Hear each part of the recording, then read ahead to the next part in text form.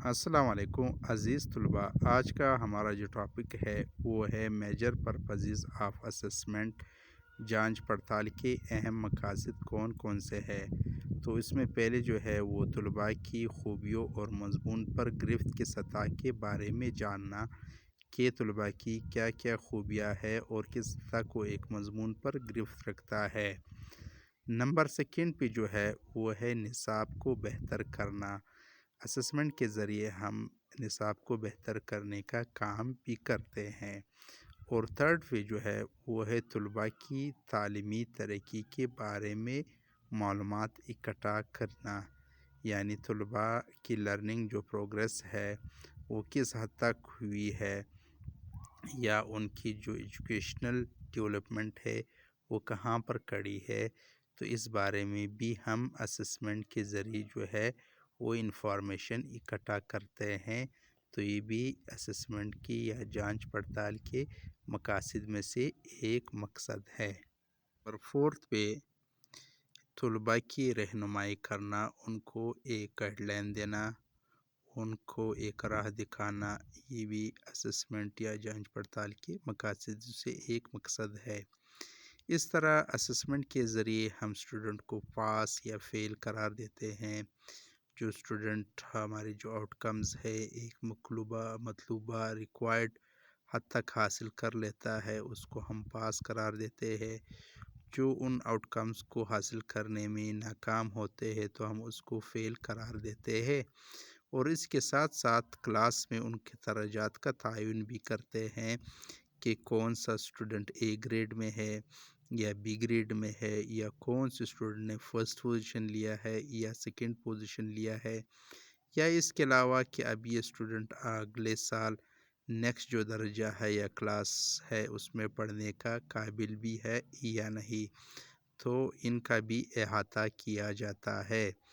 اس طرح اساتذہ کی تربیت کے پروگراموں کے لیے رہنمائی مہیا کرنا، اسسمنٹ کے ذریعے ہمیں یہ بات بھی ہمارے سامنے آ جاتی ہے کہ جہاں پر ٹیچر کی ٹریننگ میں یا اس کی ٹیچنگ پروسیجر میں کوئی خامی ہے یا کمی ہے یا کوتاہی ہے تو وہ بھی ڈیٹیکٹ ہو جاتی ہے، ان کی بھی نشاندہی ہو جاتی ہے۔ تو اس طرح ہم اساتذہ کے جو تربیت کے پروگرام ہیں ان کے لیے بھی یہ جو ہے اسسمنٹ رہنمائی فراہم کرتا ہے۔ تو اسی سلسلے میں نمبر 7 پہ جو ہے طریقہ تدریس کی موثریت کو جاننا، یعنی اسسمنٹ صرف یہ نہیں کہ ہم طلباء کو پاس یا فیل قرار دیں یا ان کے کلاس میں جو درجات ہیں ان کا تعین کر لے، بلکہ اس کے ساتھ ساتھ یہ اسسمنٹ جو ہے یہ دو رخی ہے۔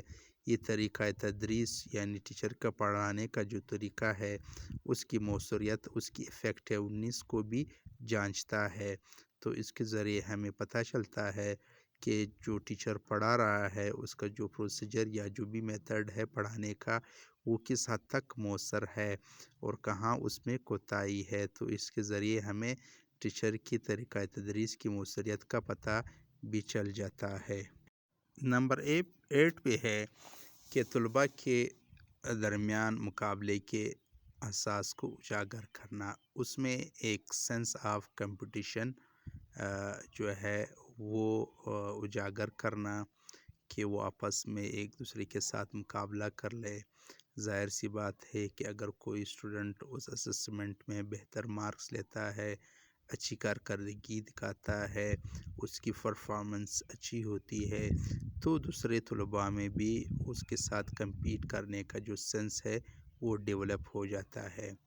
نمبر 9 پہ ہے اس جانچ پڑتال کے ذریعے ہم طلباء کی جو انٹرسٹ ہے اس کے بارے میں جانتے ہیں، یعنی اسٹوڈنٹ جو ہے ان کا ٹرینڈ، ان کا جو رجحان ہے، ایپٹیٹیوڈ ہے وہ کس طرف ہے، تو یہ پتہ بھی ہمیں اسسمنٹ ہی کے ذریعے چل جاتا ہے۔